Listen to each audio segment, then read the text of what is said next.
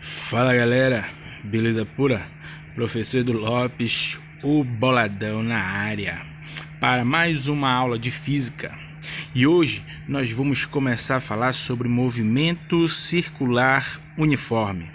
Então na aula de hoje, a parte introdutória de movimento circular, nós vamos nos familiarizar com as grandezas físicas presentes nesse movimento em particular.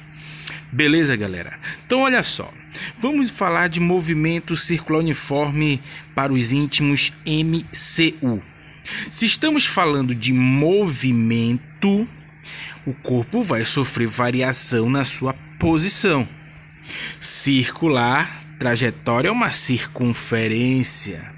E a principal característica desse movimento, uniforme, quer dizer o quê? A velocidade linear desse corpo não se altera, é constante. Beleza? Tranquilo? Então são essas as principais características do movimento circular uniforme. A trajetória é uma circunferência e o módulo da sua velocidade não varia, ela permanece constante. Então você observa aí alguns exemplos no seu cotidiano em que aparece o movimento circular uniforme, né? Numa roda gigante, ela tem que se movimentar com velocidade constante. A palheta do seu ventilador gira com velocidade constante. O pneu, se você mantém uma velocidade também constante pedalando, as rodas giram com velocidade também constante. Beleza, galera? Tranquilo? Sendo assim, bora para cima para a primeira grandeza que nós vamos ver dentro do movimento circular uniforme. Veja bem, vamos falar de espaço angular. Quando se fala espaço angular, vamos fazer uma analogia com o espaço linear, que é a mesma coisa que posição ou simplesmente espaço. Quando se fala em posição, em espaço linear, em posição, é a distância que o corpo tem da origem da trajetória. Exemplo, vamos supor uma rodovia que a pessoa mora no quilômetro 20 dessa rodovia. Então a posição da casa dessa pessoa é o quilômetro 20, quer dizer que da casa dessa pessoa até a origem da rodovia, a distância é de 20 quilômetros. Então você percebe que a posição é a distância de onde o móvel se encontra para a origem da trajetória. Com esse mesmo conceito, nós vamos falar de posição angular. Veja só, se nós pegarmos, por exemplo, este corpo executando a tal trajetória circular, beleza? Ele partiu da origem, então a posição angular dele é 0. Agora vamos supor que ele parta deste ponto aqui, ó, do ponto mais alto aí da trajetória. Então você percebe que da origem para onde eu estou adotando que ele partiu, que agora é o ponto mais alto, olha o que acontece. Existe um determinado ângulo aí. Então, aproximadamente esse ângulo dá para nós vermos que é de 90 graus. Então, se esse corpo parte do ponto mais alto da trajetória, em relação à origem, você percebe que existe um ângulo. Então, a posição, o espaço angular desse camarada, representado pela letra grega φ, seria a posição angular dele, seria o espaço angular, seria de 90 graus, já que ele partiu de um ponto em que forma um ângulo de 90 graus com raio da origem. Beleza, galera? Tranquilo? Suave? Que nós podemos calcular lá na matemática, vocês já estudaram isso, que nós podemos calcular este ângulo através da razão entre esse arco S dividido pelo raio da trajetória aí. Beleza? Tranquilo? Que quando se fala em ângulos, nós estamos mais acostumados a medir ângulos em graus. Só que aqui no movimento circular uniforme, nós vamos adotar a unidade de medida de ângulo no sistema internacional, é o radiano. Daí a grande importância de nós sabermos a conversão entre graus e radianos, que é muito comum a questão de te dar esse ângulo, essa posição, esse espaço angular em graus. Para nós convertermos para radiano, basta nós termos essa relação, ó, que 180 graus, meia volta, equivale a π radianos. Sendo assim, 360 graus, uma volta completa, equivale a 2π radianos. Então, qual é o macete? Para nós transformarmos de graus para radiano, basta nós dividirmos o valor do ângulo em grau por 180. Beleza? Simples assim. Se nós pegarmos 90 graus, vale quanto radiano? 90 graus é a metade de 180, então vai ser π sobre 2 radiano e assim por diante. Beleza, galera? Tranquilidade, vem-te embora. Deslocamento angular. Ora, se quando eu falei em posição angular, eu fiz uma analogia com o espaço, a posição linear, o deslocamento angular, vamos fazer também uma analogia com o deslocamento linear. E o que é que diz o deslocamento linear? É a posição linear final menos a inicial. Então aqui não é diferente. Deslocamento angular vai ser a posição angular final menos a posição angular inicial. Então, se você observar, repare que esse corpo está partindo aí dessa posição no instante 1. Então ele tem uma posição angular inicial φ0. Quando ele se desloca de um ponto para outro num segundo instante, você percebe que ele tem uma nova posição angular final.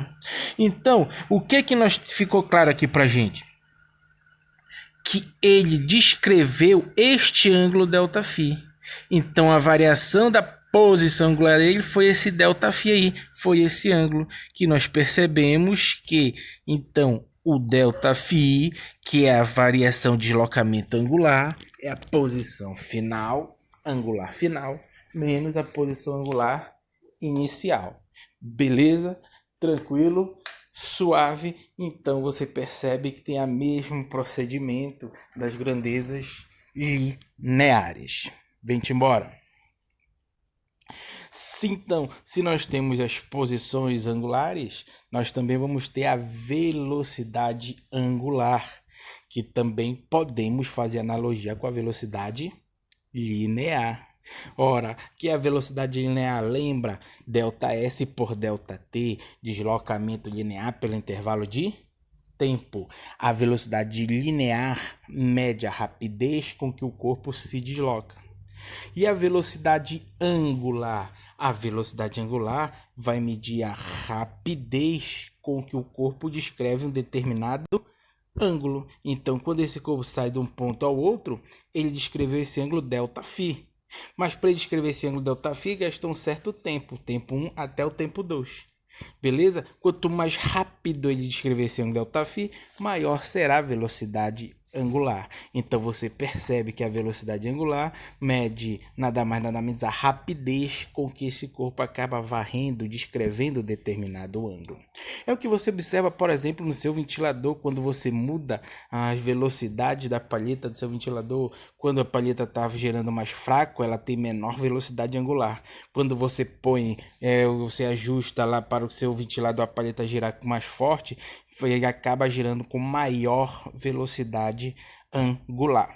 Beleza? E que a unidade de velocidade angular, se é ângulo pelo tempo, ângulo é medido em radiano, tempo no SI é medido em segundo, então a unidade da velocidade angular fica radianos por segundo. Beleza, galera? Vem-te embora. Uma relação importantíssima que nós temos que entender é entre as duas velocidades, a velocidade angular e a velocidade linear. Beleza? E aí essa relação vai ter a dedução aqui. Essa dedução não é tão importante de saber. Eu quero que tu entenda essa equação final, só para te mostrar de onde é que vem essa equação que eu vou te mostrar. Então a velocidade linear é o deslocamento pelo intervalo de tempo. A velocidade, o ângulo, como nós vimos, né? Como é que nós calculamos o ângulo? É o arco ΔS pelo raio da trajetória. Então olha aí, se eu isolar aqui o ΔS, como eu fiz aqui, joguei o raio, tá dividindo para lá, multiplicando. E então o ΔS, o deslocamento é o raio vezes o ângulo, vezes ΔΦ. Eu vou substituir aqui na fórmula da velocidade linear. Beleza? Então no lugar de ΔS, coloco aí o seu valor, raio vezes ΔΦ. Beleza? E olha que apareceu aí pra gente, ΔΦ pelo intervalo de tempo, que é a variação do espaço angular pelo intervalo de tempo. O nome disso é velocidade angular. Então, no lugar do ΔΦ sobre ΔT, eu substituo pela velocidade angular e eu tenho a equação que relaciona velocidade linear e velocidade angular. Essa talvez seja a mais importante equação dentro do movimento circular uniforme. Beleza? Então, no movimento circular uniforme, a velocidade linear é constante. Quer dizer que percorre espaços iguais em intervalos de tempos iguais. Se ele mantém essa velocidade linear constante, a angular também vai ser constante. E o que quer dizer a velocidade angular constante? Que ele vai descrever ângulos iguais em intervalos de tempos iguais. O que é importante tu lembrar é o seguinte: a velocidade linear refere-se a deslocamento. Beleza? Refere-se ao perímetro da circunferência, ao deslocamento dentro do perímetro da circunferência que o corpo se deslocou. A velocidade angular faz referência ao ângulo, ou seja, faz referência a giro, a rotação, faz referência ao ângulo descrito durante esse movimento aí. E o R é o próprio raio da trajetória. Beleza, galera? Tranquilo? Um outro fator importantíssimo dentro dessa equação é saber que velocidade angular e raio são inversamente proporcionais. Quanto maior o raio, menor a velocidade angular, ou quanto menor o raio, maior a velocidade angular. Onde nós podemos observar isso? Se você tiver oportunidade, dá uma olhada no vídeo, na prova no atletismo, na modalidade, na prova dos 200 metros rasos. A prova de atletismo, a pista de atletismo, ela tem sua extensão 400 metros. Então a prova de 200 metros é a metade da pista. E aí, repare na hora da largada como os atletas são dispostos. Eles não saem um do lado do outro, não. O que está na raia mais interna sai lá atrás, na raia 1. O que larga na raia 8 larga lá na frente. Por que essa diferença? Porque o camarada que está na raia 1, que é a raia mais interna, o raio da trajetória dele vai ser menor. Então, ele tem maior velocidade angular, ou seja, ele vai descrever, se eles largassem tudo um do lado do outro, ele teria vantagem, ele ia descrever essa curva mais rápido possível, porque ele tem maior velocidade angular por ter a trajetória dele ter menor raio. O que larga lá na raia 8, larga na raia mais externa, ele tem maior raio na sua trajetória, então ele tem menor velocidade angular. Então, se eles largassem um do lado do outro, aí teria desvantagem para completar essa curva aí na pista. Beleza, galera? Tranquilo. Olha só, quando se fala também, vamos falar de aceleração centrípeta. Bem, nós já vimos que esse corpo aqui, ele executa uma volta, ele executa uma trajetória circular. Tudo bem? Só que para ele se manter nessa trajetória circular, a direção da velocidade desse corpo tem que mudar. Você percebe aí que ora a direção da velocidade está na vertical, ora na horizontal, vertical, horizontal. Se não mudar a direção da velocidade, esse camarada executa uma trajetória retilínea. Então, para manter-se na trajetória circular, aparece a aceleração, que ela tem como função mudar a direção e o sentido da velocidade. Então, é a aceleração centrípeta que acaba mudando a direção da velocidade do corpo e faz com que ele consiga executar essa trajetória circular aí. E ela é sempre perpendicular à velocidade. Tudo bem? Se não existisse a aceleração centrípeta, esse corpo nunca executaria uma volta, uma circunferência, uma trajetória circular, porque pela primeira lei de Newton, corpo em movimento retilíneo uniforme tende a continuar em movimento retilíneo uniforme. Então esse corpo iria executar uma trajetória retilínea com velocidade constante. Então, analisando a aceleração centrípeta, a direção dela é radial, ou seja, está sempre apontada a direção dela, o direcionamento é o mesmo do raio da trajetória. O sentido dela, ela sempre aponta para o centro da trajetória, daí o nome aceleração centrípeta. E o módulo, nós calculamos a velocidade, a aceleração centrípeta pela razão entre o quadrado da velocidade linear, pelo raio, ou também associando a velocidade angular ao quadrado vezes o raio. Quando é que eu uso uma, quando é que eu uso a outra, vai depender qual a velocidade a questão vai te dar. Se te der a velocidade linear, você utiliza a primeira forma. Se te der a velocidade angular, você utiliza a segunda equação. Período. Uma outra grandeza muito importante, período é tempo. Então, quando essa esfera aqui acaba dando uma volta, completa esse movimento, isso gastou um tempo. O tempo para uma volta, o tempo para um ciclo, é o que eu chamo de período. Nada mais é do que o tempo necessário para o corpo completar uma volta no movimento circular, que no sistema internacional de medida, esse tempo é medido em segundo. Beleza? Tranquilo. Segundo. Frequência. A frequência já conta o número de voltas em um certo intervalo de tempo que a esfera dá. Se nós pegarmos como exemplo aqui, esse mesmo esquema aqui, ó. Se nós contarmos aqui, ó, essa esfera deu 1, 2, 3, 4 voltas, beleza? Então, o número de voltas foram 4. Vamos supor, vamos colocar um intervalo de tempo aleatório aí. Vamos supor que ela deu 4 voltas em 8 segundos. Se eu dividir 4 por 8, então isso aqui vai dar meio. Meio que? A unidade de frequência é o Hertz. E o que significa dizer a frequência desse movimento ser de meio Hertz?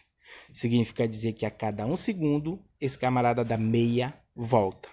Se a frequência fosse de 2 Hz, significa dizer que a cada 1 segundo, esse camarada daria 2 voltas. Se a frequência fosse de 100 Hz, que significa dizer que a cada 1 segundo, esse camarada daria 100 voltas e assim por diante. Beleza, galera? Agora, uma relação importantíssima é entre a frequência e o período, queridos. Então, se eu adotar um número de voltas, o tempo que ele gasta para dar uma volta é o período.